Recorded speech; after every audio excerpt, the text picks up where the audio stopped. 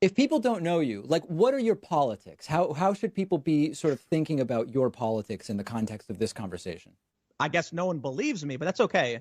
I think I've always been kind of a social liberal. In our society, you cannot factor in race in terms of public accommodation. That's a violation of civil rights. I like that. When you say we're absolutely going to factor in race, I don't like that. And does anyone who's saying that we have to factor in race when it's not a relevant factor? The ACLU, when they supported affirmative action at Harvard, which lumps all Asians, Indian, Chinese, Laotians into one category, and I find that offensive as an Asian person. And so when I come out and say, but Tim, that's an identity to say you should be able to argue whether it's offensive or not offensive, right or not right, without saying because you are part Asian, you find like that's identity politics, which you claim to be against. I agree. And I think the clarification. Hey everyone, welcome back to the channel. Today, we're diving into a debate between David Pakman and Tim Pool. In this video, Tim is all over the place, changing his stance every 5 minutes. I've also come across some tweets that completely contradict what he says here, highlighting that he's just pandering for views. These tweets are right there on his Twitter, so you can see how much of a flip-flopper he really is. Tell me in the comments where you're tuning in from and your thoughts on Tim Pool. Do you actually buy his left-wing persona, or are you onto his act like I am? Alright. Let's start this video and watch Tim contradict himself live. Are there any categories of protected class that you actually don't think should have protected status? I don't know. Okay. I mean, I have two that I'll bring up. There's two that for me are question marks, and I'll tell you why. Yeah. One is religion, and I go back and forth on it for the following reason. On the one hand, we have a country where freedom of and freedom from religion is a very important characteristic of how the country was established. So to say religious belief or lack of religious belief should not be protected, it seems problematic to me in some ways. On the other hand, religion is self-professed. Now, you can say if you're born into a Catholic family, to choose not to be Catholic anymore is different than to be born agnostic and to choose to continue being agnostic. But religion is self-professed, and on that basis, I do have a question mark around whether religion should or shouldn't be a protected class. I don't have the answer. I think it should be. You think it should be? And yeah, and partly because it's long-standing from the foundation of the country, right? The idea of I don't know how far back it goes, but the idea that you could come here and be safe to believe what you believe and live. There is a challenge though, because what's to say? I think someone actually did this. They tried claiming that Trumpism was a religion and they believed Trump was the Messiah, and a judge told them no. Well, that's a bit of a cartoonish thing, but you first said you think it should be because that's the way it's been for a long time. That's an argument just to continuing to do things because it's the way we've done them. I mean, black people used to be slaves too. Yeah. Right. So the idea with religion is that we've created a society where we have numerous religions. Right. And we've created an umbrella over all of them saying you can't do these things, but you can participate in public if you believe something. And so for the longest time, we've had Christians who believe, biblical Stone Age ideas and contradictory ideas. The same is true for Islam, Judaism, and many, many other religions. I'm just calling out Abraham specifically because it's the easiest one to point to. Well, we need to live together. We can't go to Muslims and tell them you're not allowed to believe this anymore, but we can say the practice of doing X based on the Quran or the Bible is against the law. So we do restrict certain practices if it's a violation of the law. Sure, yeah, but those are called crimes, and then it doesn't matter sort of why you're doing it. If something's a crime, it's a crime. I guess my question is, if you say I am part of the Pentecostal religion, that's a sort of self-professed choice, and to me, it's much closer to being someone who skateboards than it is to being someone who's Asian. So for me, religion as a sort of choice that people make is closer to other choices that people make, and it's not an immutable characteristic. So I think if there was a case to be made against protecting religion on that basis, it would be that it's just something people choose. I don't entirely disagree. I think that's a really good point. I think my concern would be, would we remove the protection of religion and then all of a sudden, bakeries and whatever start saying no to people and businesses start restricting access to tax-paying Americans? So, but let me do this. Let me explain to you my rationale for why the baker in Colorado should bake the cake, right? Okay. We all pay taxes. If you want to argue we shouldn't, that's a different argument. Right now we do. That means my money goes towards the roads. It goes towards the plumbing. It goes toward the collective defense. The building you have where you sell goods exists in a space I am contributing to. If you weren't there, someone else could be. It's not fair that I should lose access to a portion of my community because you don't like some immutable characteristic about me. Now, I think there's figuring out where the line is can be challenging. Behavior, most likely, if you go in and start shrieking at the top of your lungs, then maybe they should say you have to leave. You're disturbing people or you're breaking the law. But if someone comes in wearing, like an imam comes into a bakery, they should not be able to be like, I'm arbitrarily removing a member of the public who contributes to my collective defense, to my fire services, to my plumbing. No, that's not fair. That's, so we need social cohesion, and we might not like each other, but we have to respect and tolerate that we're all in this together. From what Tim's saying, it's clear to me that he's being a total hypocrite. Take a look at this tweet where he suggests it should be against the law to not believe in God. He's essentially calling for atheism and agnosticism to be treated as crimes, yet here he is promoting tolerance and social harmony. To me, that tweet pulls the rug out from under any credibility he might have when he talks about us being all in this together. You can't advocate for legally punishing those who don't share your beliefs and then turn around and preach about mutual respect. That's not unity. It's demanding that everyone subscribe to your worldview. He's essentially saying, we should all get along provided you follow my religion, or you'll face legal repercussions. The contradiction here blows my mind. In my opinion, this reveals exactly what kind of togetherness Tim is advocating for: involuntary religious conformity enforced by the government.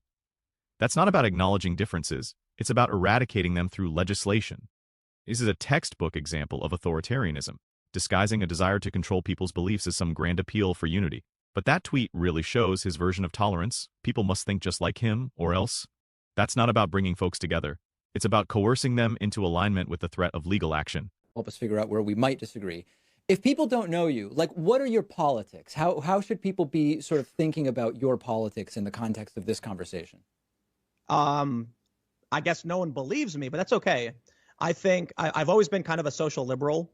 I was a fervent Bernie supporter in 2016, but I have definitely moved a little way for Bernie for several reasons.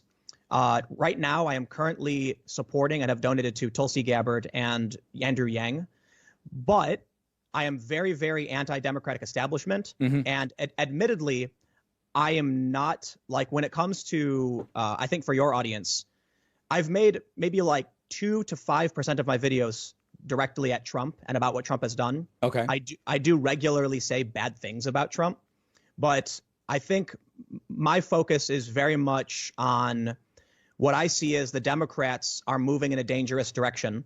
Not that I think the corporate centrist types like Biden and Hillary are any good, right? But I'm seeing what I feel culturally is a dangerous progression on the left towards regressive, authoritarian. There's the tribal word, regressive, and so I'm very much focused on how the media manipulates how. But I don't want to get too much into that. I suppose my politics are rather center left in a lot of ways, and there's 2 reasons why I'm actively supporting Tulsi and Andrew Yang. Okay. For one, wow, Yang, I gotta admit, when I first started watching him, I was kind of just like, whatever, I don't like UBI, but the dude really has thought out a lot, and I agree with so much of what he's doing. You just go to his website, and he's got a ridiculous amount of policy ideas, and the way he's framing UBI actually as a VAT tax dividend through these massive corporations, that spoke to me a lot, because one of the biggest issues I have is these tech monopolies. It is literally what we're going to be talking about. Yeah, how they're taking over the commons. Well, let's not jump the gun on that. But so, okay,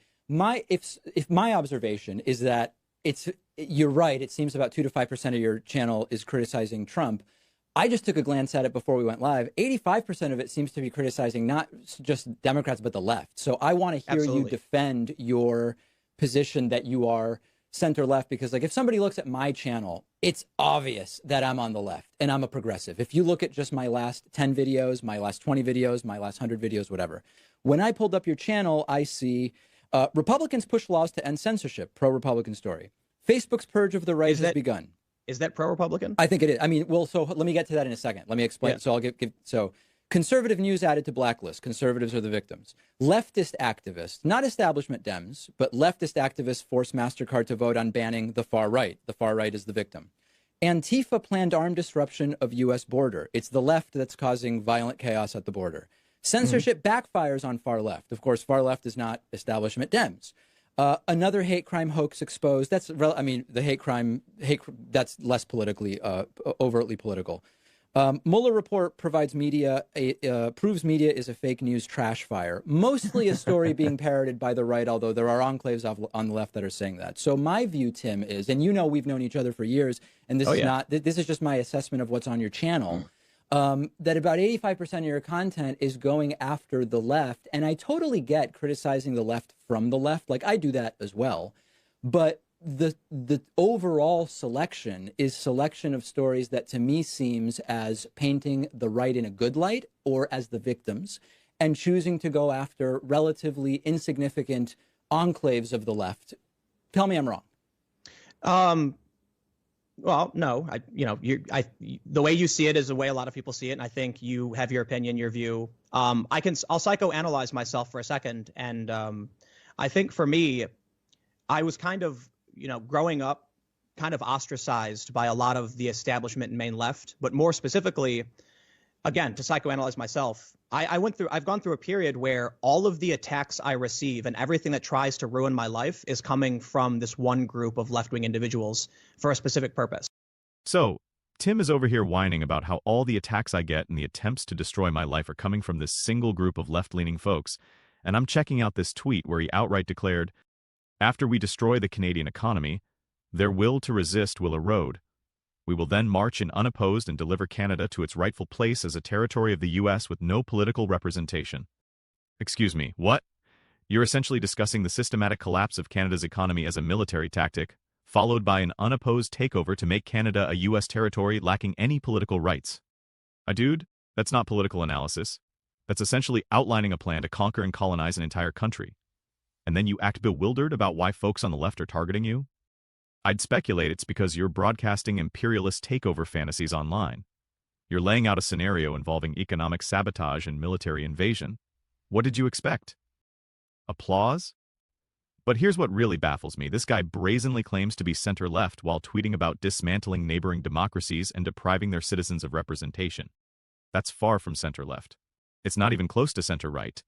It's flat-out authoritarian expansionist rhetoric, reminiscent of the 1800s. In my book, you can't discuss economic ruination and military domination and then play the innocent victim card when people react.